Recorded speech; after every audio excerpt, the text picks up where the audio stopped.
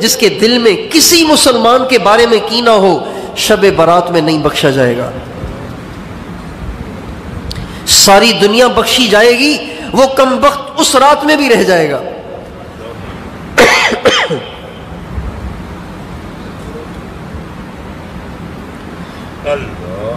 اللہ کرے 15 شعبان کی رات سے پہلے پہلے ہم کینے سے توبہ کر لیں، اوروں سے بھی کروائیں، سب کو بتائیں.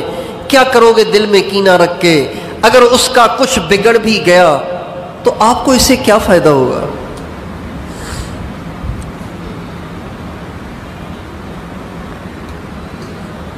اس نے آپ کے ساتھ زیادتی کی ہے، آپ اسے معاف کر دیں، درگزر کر دیں.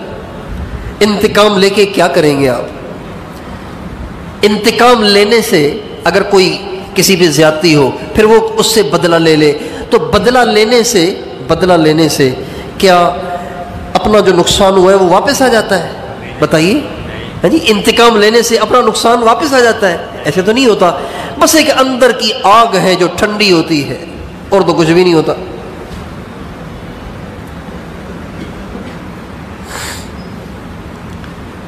ہمارے نبی کے بارے میں حدیث میں آتا ہے من تقام لنفسہ، ہمارے نبی نے ساری زندگی کبھی کسی سے انتقام نہیں لیا، کبھی کسی سے انتقام نہیں لیا. آپ کے ساتھ کیا کچھ ہوا، لوگوں نے کیا کچھ کیا آپ کے ساتھ، کتنی زیادتیاں کی، کتنی اذیتیں دیں، کتنا آپ کا دل دکھایا، کتنی آپ کی دل آزاریاں کی. مارنے والوں نے مارا، دھکے دینے والوں نے دھکے دیے، بے عزتی کرنے والوں نے بے عزتیاں کی. آپ نبیوں کے امام ہیں، نبیوں کے سردار ہیں، لیکن آپ نے کبھی اس تک بھی نہیں کہا کسی کو.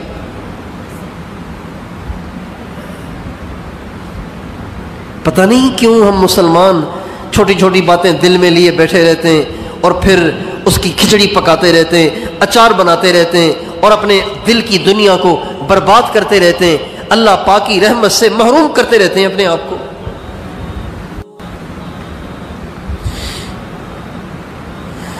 چھوٹی چھوٹی باتوں پہ، بڑی بات بھی نہیں، چھوٹی چھوٹی باتوں پہ.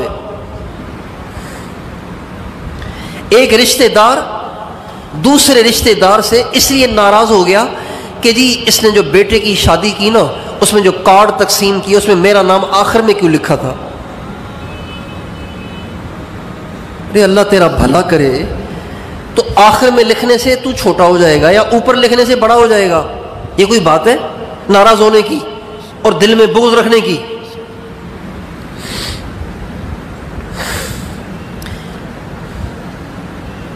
بچوں کی شادیاں کرتے ہیں لوگ، اب اس میں دعوتیں تقسیم ہوتی ہیں تو انسان کا حافظہ ہے، کوئی کمپیوٹر تو نہیں ہے.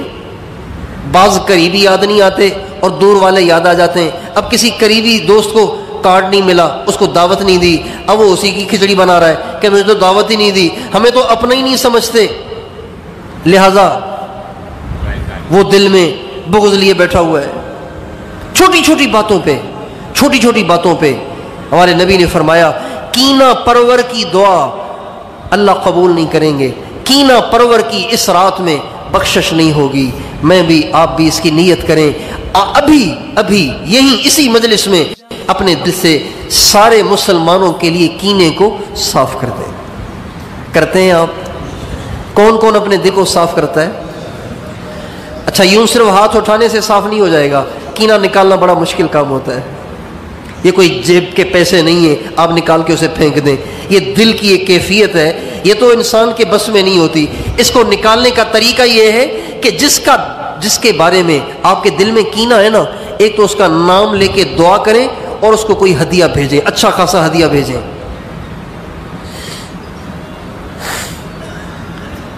500 روپے کلو والی مٹھائی، 800 روپے کلو والی مٹھائی، 1 کلو ڈبہ لے کے خود اس کے گھر جا کے دے کے آ جائے کہ جی میں آپ کے لیے لایا تھا، کافی دن ہو گئے تھے ملاقات ہوئے. یہ نہ سوچیں میری ناک نیچی ہو جائے گی، میری مونچھ نیچی ہو جائے گی، میری عزت گھٹ جائے گی. اگر انا کا مسئلہ بنایا تو شب برات کی بخشش سے محروم ہو جائیں گے. یہ کینے کو صاف کرنے کا طریقہ ہے. نام لے کے دعا کریں اور کوئی اچھا خاصا ہدیہ دے.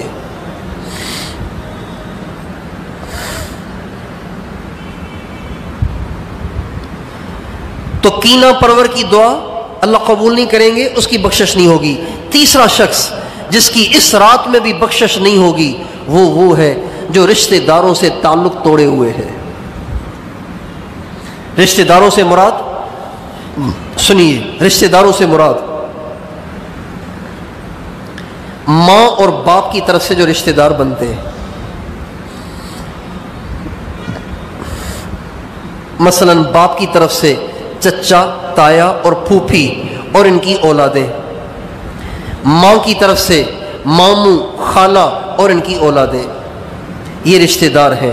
ان میں سے کسی سے بائیکاٹ کیا ہوا ہے، تعلق توڑا ہوا ہے، آنا جانا بند کیا ہوا ہے، لینا دینا بند کیا ہوا ہے، شب برات کی بخشش سے محروم ہو جائے گا، نہیں بخشے گا اللہ اسے شب برات میں، چاہے لمبے سجدے بھی کر لے، چاہے اپنے مصلی کو آنسوں سے گیلا بھی کر لے، اللہ اس کو معاف نہیں کرے گا۔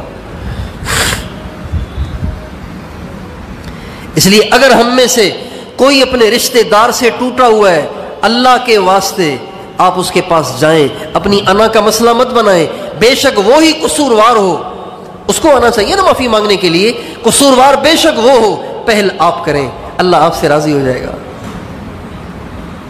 ایک عجیب واقعہ مجھے یاد آ گیا، حضرت امام حسین اور حضرت محمد بن حنفیہ، یہ دونوں بھائی ہیں آپس میں، حضرت علی کے دونوں بیٹے ہیں، امام حسین تو حضرت فاطمہ سے ہیں اور حضرت محمد بن حنفیہ یہ حضرت علی کی ایک اور بیوی سے ہیں، اور وہ حضرت علی کی وہ بیوی سندھی تھی۔ کبھی سنا ہے آپ نے یہ؟ ہاں آج سن لیں، حضرت علی کی وہ بیوی سندھی تھی، سندھ کی رہنے والی تھی، ان سے ہیں یہ محمد بن حنفیہ۔ یہ میں نہیں کہہ رہا ہوں، یہ حضرت مخدوم محمد ہاشم ٹھٹوی رحمۃ اللہ علیہ ہمارے سندھ کے بہت بڑے محدث گزرے، جیسے ہندوستان میں محدث گزرے حضرت شاہ ولی اللہ رحمۃ اللہ علیہ، یہ انہی کے زمانے کے، انہی کے پائے کے محدث ہیں۔ انہوں نے لکھا ہے کہ حضرت محمد بن حنفیہ کی جو ماں تھی وہ سندھ کی تھی، حضرت علی کی اہلیہ۔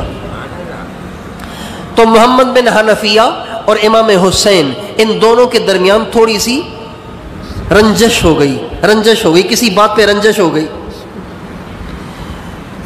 3 دن گزر گئے، جب 3 دن پورے ہوئے تو حضرت تیسرے دن حضرت محمد بن حنفیہ نے حضرت امام حسین کو پیغام بھیجا، خط بھیجا اور کہا، بھائی جان، اللہ کے نبی کا ارشاد ہے کہ 3 دن سے زیادہ جدائی نہیں ہونی چاہیے، 3 دن سے زیادہ جدائی ناجائز ہے، 3 دن سے زیادہ قطع تعلقی ناجائز ہے، حرام ہے۔ تو اب آج تیسرا دن ہے، تو 3 دن کے بعد تو گناہ شروع ہو جائے گا، تو میرا تو دل کر رہا ہے کہ میں آپ کو منانے آ جاؤں، لیکن میرا درجہ چھوٹا ہے، آپ کا درجہ بڑا ہے، آپ منانے آ جائیں گے تو یہ زیادہ مناسب ہے۔ اس سے پہلے کہ میں منانے آ جاؤں، آپ کو چاہیے کہ آپ اپنے رتبے کے لحاظ سے آپ مجھے منانے آ جائیں۔ جب حضرت محمد بن حنفیہ کا یہ خط امام حسین کو پہنچا، اسی وقت دوڑے آئے اور آ کے محمد بن حنفیہ کو منا لیا۔ سمجھ گئے نا آپ؟ حضرت محمد بن حنفیہ چاہتے تھے کہ میں مناؤں، لیکن کہتے تھے کہ جو جائے گا نا، پہل کرے گا، اس کو اجر زیادہ ملے گا۔ تو زیادہ اجر کا مستحق تو زیادہ درجے والا ہے نا، چھوٹے درجے والے کو زیادہ اجر ملنا چاہیے یا بڑے درجے والے کو زیادہ اجر ملنا چاہیے؟ بڑے درجے والے کو زیادہ اجر ملنا چاہیے۔ لہذا انہوں نے امام حسین سے درخواست کی کہ چونکہ آپ کا درجہ بڑا ہے، آپ آل رسول سے ہیں، آپ حضرت اللہ کے نبی کی بیٹی کی اولاد سے ہیں، لہذا آپ مجھے منانے آ جائیں، ایسے نہ ہو کہ یہ اجر میں کما جاؤں اور آپ پیچھے رہ جائیں، حالانکہ آپ کا درجہ بڑا ہے۔ چنانچہ امام حسین منانے چلے گئے۔ اس لیے ہمیشہ کے لیے اس بات کو ذہن نشین کر لیں کہ جب کبھی بھی اپنوں سے رنجشیں ہو جایا کریں تو پہل آپ کر لیا کریں، چونکہ پہل کرنے والے کا درجہ زیادہ بڑا ہے۔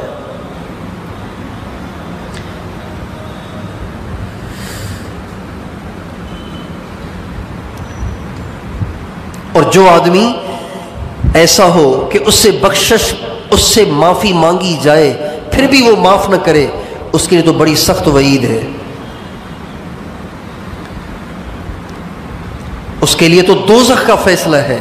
جس سے معافی مانگی جائے اور وہ کہے میں معاف نہیں کروں گا، جو کرنا ہے کر لو، اس کے لیے تو جہنم کا فیصلہ ہے.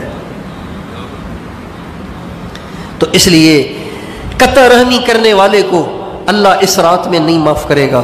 تو آپ کے رشتہ داروں میں، آپ کے متعلقین میں، آپ کے علاقے میں کہیں کوئی ایسا ہو کہ جو قطع تعلقی کرنے والا ہو، رشتہ داروں سے تعلق توڑنے والا ہو، اس کے پاؤں پڑھ کے اس کو سمجھائیں. ایسے نہ ہو کہ اس رات میں اگلے سال کے مرنے والوں میں آپ کا نام ہو اور بخشش نہ ہو، تو کیا کرو گے مرنے کے بعد؟ اور ماں باپ کے نافرمان کو بھی اللہ اس رات میں معاف نہیں کرے گا. جو ماں باپ کا نافرمان ہے، ماں باپ کی نافرمانی کرنے والا، اللہ اس کو بھی معاف نہیں کرے گا. جس کی ماں کا دل اس سے دکھا ہوا ہے، باپ کا دل اس سے دکھا ہوا ہے، شب برات کی بخشش میں اس کا کوئی حصہ نہیں، وہ محروم ہے. اس لیے اگر کسی کی ماں کسی سے دکھی ہے، کسی کا باپ کسی سے دکھی ہے، دونوں دکھی ہیں، ان کے پاؤں پڑ کے گلے لگا کر ان کی خدمتیں کر کے ان کی دعائیں لیں، ان کا دل خوش کریں. اللہ شب برات کے دن، اب اللہ شب برات میں بخشے جانے والوں میں ہمیں بھی شمار کر دے گا. ماں باپ کا نافرمان شب برات میں نہیں بخشا جائے گا. اور ہمارے نبی نے فرمایا ناحق قتل کرنے والا اس کو بھی اللہ شب برات میں نہیں بخشے گا. یعنی قاتل کو اللہ نہیں بخشے گا. اور ہمارے نبی نے فرمایا اللہ شرابی کو نہیں بخشے گا، شرابی کو بھی اس رات میں نہیں بخشے گا. شب برات میں اگلے پیر کو جو رات آئے گی، منگل کی رات، پیر کا دن، شب برات 15 شعبان کی رات کو نہیں بخشے گا. ہم اپنے دائیں بائیں دیکھیں، ہمارے علاقے میں کون ایسے نوجوان ہیں جو شراب کے نشے کے عادی ہیں. ان سے توبہ کرائیں، ان کے پاؤں پڑھ کے منت سماجت کریں، اللہ کے واسطے توبہ کرو، ورنہ شب برات کی بخشش سے محروم ہو جاؤ گے. شراب کے عادی کی اللہ بخشش نہیں کرے گا. اور ہمارے نبی نے فرمایا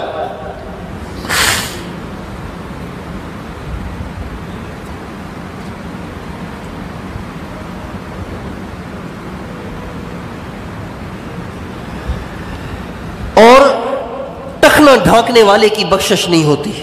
اس رات میں ٹخنا ڈھانکنے والے کی بخشش بھی نہیں ہوتی. جس کی شلوار اس کے ٹخنوں پہ پڑ رہی ہو، اس کے ٹخنے ڈھکے ہوئے ہوں، مرد، عورت نہیں، عورت کے تو ٹخنے ڈھکے ہوئے ہونے چاہیے. جس مرد کی شلوار اس کے ٹخنوں تک جا رہی ہو، اس کے ٹخنے ڈھکے ہوئے ہوں، ٹخنے ڈھکنے کا وہ عادی ہو، اس کی بھی بخشش نہیں ہوگی. پتہ نہیں کیوں اس میں سستی کرتے ہیں، سمجھ میں نہیں آتی بات کہ دیندار لوگ بھی اس میں سستی کرتے ہیں. خواہ پانچا نیچے جا رہا ہے، اچھا پھر کہو تو پھر ایک دم اوپر کر لیتے ہیں. بھائی آپ اتنی لمبی شلواریں کیوں سلواتے ہیں کہ آپ کے 5 ٹخنوں پہ پڑ رہے ہیں؟ آپ شلوار ہی چھوٹی سلوائیں. جب آپ کو شلوار چاہیے ہی اتنی کہ اس میں ٹخنے نہ ڈھکیں، تو لمبی شلوار سلوانے کا مطلب کیا ہے؟ ایک آدمی اتنی لمبی ٹوپی پہنے جو اس کے کانوں تک آ رہی ہو، پھر اس کو بل دے رہا ہو. بھائی آپ چھوٹی ٹوپی لے لیں، اتنی بڑی ٹوپی آپ لیتے کیوں ہیں کہ پھر اس کو بل دے رہے ہیں آپ؟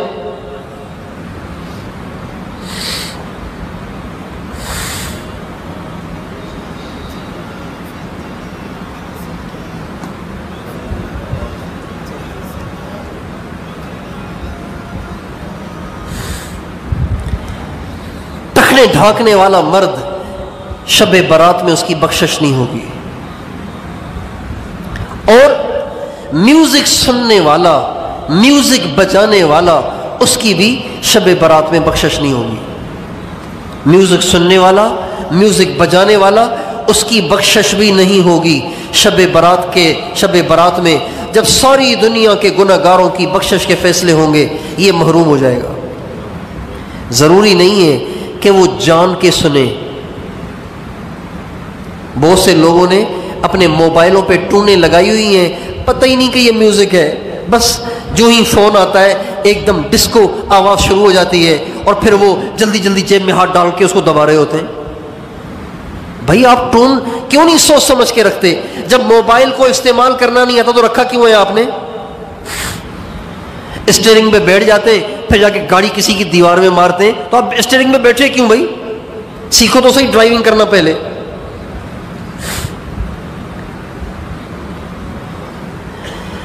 عام طور پر دیہاتیوں کو دیکھا ہے، دیہاتی ان پڑھ ایسے ایسے گانے انہوں نے لگائے ہوتے ہیں اور پھر نماز میں جلدی جلدی جیب میں ہاتھ ڈال رہے ہوتے ہیں بند کرنے کے لیے.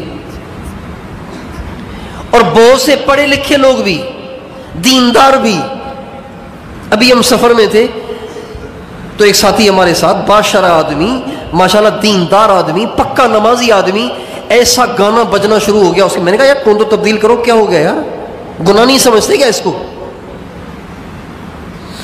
یہ سب اس وعید میں داخل ہیں کہ یہ شب برات میں نہیں بخشے جائیں گے جو میوزک سنتے ہیں.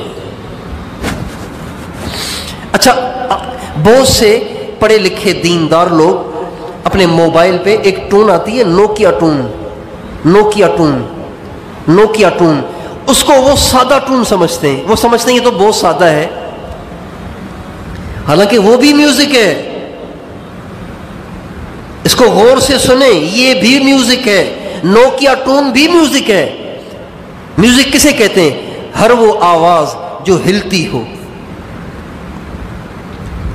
اپ ڈاؤن ہوتی ہو، ہلتی ہو، اس کو میوزک کہتے ہیں. سیدھی آواز کو میوزک نہیں کہتے.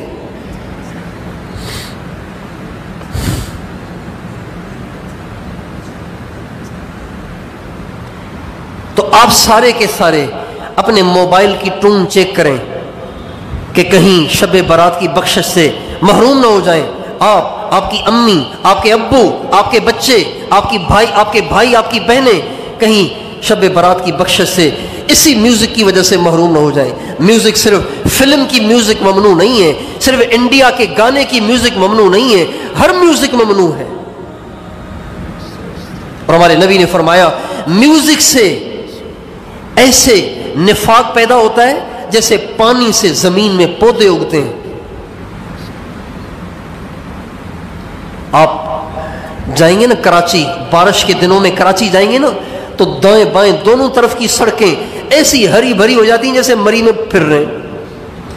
آپ بارش کے دنوں میں تھر پار کر چلے جائیں گے، یہ تھر پار کا ریت سارے کا سارا گھاس سے بھرا ہوا ہوتا ہے.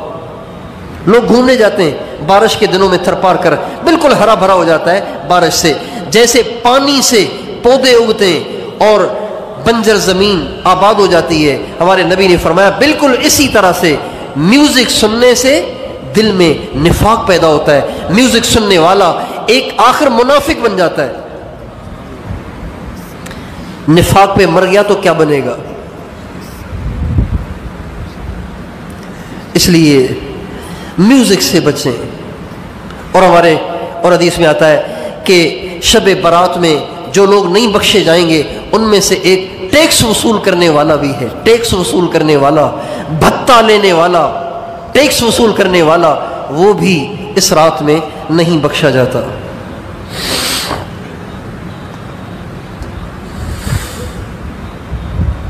اور حدیث میں آتا ہے وہ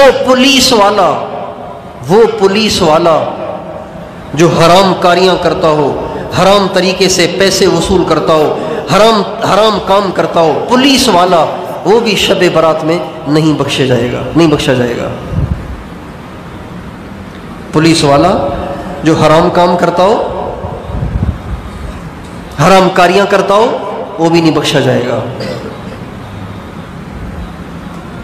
تو اللہ تعالیٰ مجھے، آپ کو، ہم سارے مسلمانوں کو ان ساری باتوں سے بچائے جن باتوں کی وجہ سے شب برات کی برکتوں سے محرومی ہو جائے گی، بخشش سے محرومی ہو جائے گی. ہم خود بھی ان باتوں سے بچنے کی کوشش کریں، اوروں کو بھی ان سے بچائیں. کریں گے کوشش انشاءاللہ.